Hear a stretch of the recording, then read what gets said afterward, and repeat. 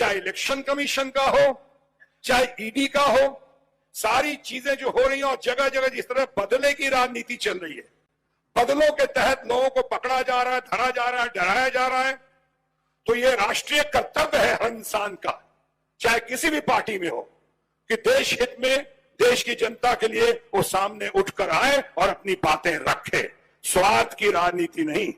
आपने देखा होगा जो 2014 में हम सबों की जो तत्परता थी, हम सबों की चुस्ती और मुस्तैदी थी, आपने देखा होगा 2014 में जिस तरह से प्रचार तंत्र का इस्तेमाल किया गया, युवा पीढ़ी को एकजुट किया गया और एक नए प्रधानमंत्री की देन हुई, एक नए प्रधानमंत्री उभर कर सामने आए। क्या उम्मीदें, उम्मीद की किरण नहीं बल्कि प्रकाश पुंज बनकर आए थे। क्या क्या बातें हुई, क्या क्या वायदे हुए, क्या क्या दावे हुए।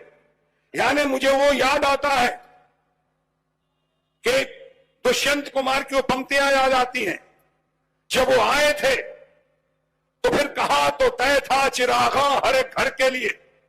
आए थे तो ये कहा गया था हर घर में रोशनी होगी, कहा तो तय था चिरागा हर एक घर के लिए। वायदे से 15 लाख रुपए देने के वायदे, जुमले की बात नहीं कर रहा हूं, हर जगह देखें आप, किसानों की बात कर रहा हूं, किसानों को उचित मूल्य देने का वायदा याद दिला रहा हूं, नौजवानों को हर साल 2-2 करोड़ की नौकरी देने का वायदा याद दिला रहा हूं। कहां गई वो बातें? सब बातें खत्म। तो दुष्यंत कुमार की ये पंक्तियां वहां लागू होती हैं कि कहा तो तय था चिरागा हर एक घर के लिए, और एक बार चुनाव खत्म, प्रधानमंत्री बन गए तो उसके बाद फिर कहा चिराग मयस्सर नहीं शहर के लिए। ऐसा क्यों और कब तक? मुझसे कई लोग पूछते हैं कि आप तो अटल बिहारी वाजपेयी जी के जमाने में मंत्री रहे थे, क्या फर्क पाते हैं अटल जी के शासनकाल में और आज के शासनकाल में? मैं कहता हूं फर्क यही है, उस वक्त तानाशाही नहीं थी बल्कि उस वक्त लोकशाही थी, और आज तानाशाही दिखती है, जिसे जो चाहे बना दो, जो चाहे कर दो, जो घोषणा कर दो, त्राहिमाम स्थिति पैदा कर देते हैं। खामोश। ये हालत जो हुई है उसमें ही चंद पंक्तियां कहना चाहूंगा। आज किसी मंत्री को कोई पहचानता है? कोई मंत्री को जानता है? आपसे कहा जाए 3-4 मंत्री का नाम लेने को तो आप 2 तो ले लेंगे, आप प्रधानमंत्री का नाम ले लेंगे, इनके बारे में पूछा ही नहीं गया है। एक उनका क्या नाम है उनका, वो ये अमित शाह, अब अमित शाह का ले लेंगे, उसका ढूंढते रह जाओगे और कौन कौन मंत्री, क्योंकि कोई 90% मंत्री तो कोई जानता नहीं है, जानता है तो कोई मानता नहीं है, मानता है तो कोई पहचानता नहीं है, पहचानता है तो किसी काम के नहीं है। एक काम बोलो, नहीं नहीं नहीं तो पीएमओ में जाना पड़ेगा, पीएमओ, अरे पीएमओ ही चलाएगा तो तुम काहे को शपथ ले रहे थे, तुम काहे को मंत्री बने हो? बस चमचागिरी में स्तुति गान करते रहेंगे, सवाल कुछ और होगा, जवाब कुछ और देंगे। जब तक कुछ बातों का सही जवाब आप नहीं दोगे तब तक जनता वही कहते रहेगी कि चौकीदार। मैं नहीं कह रहा हूं, आप कह रहे हो, खामोश।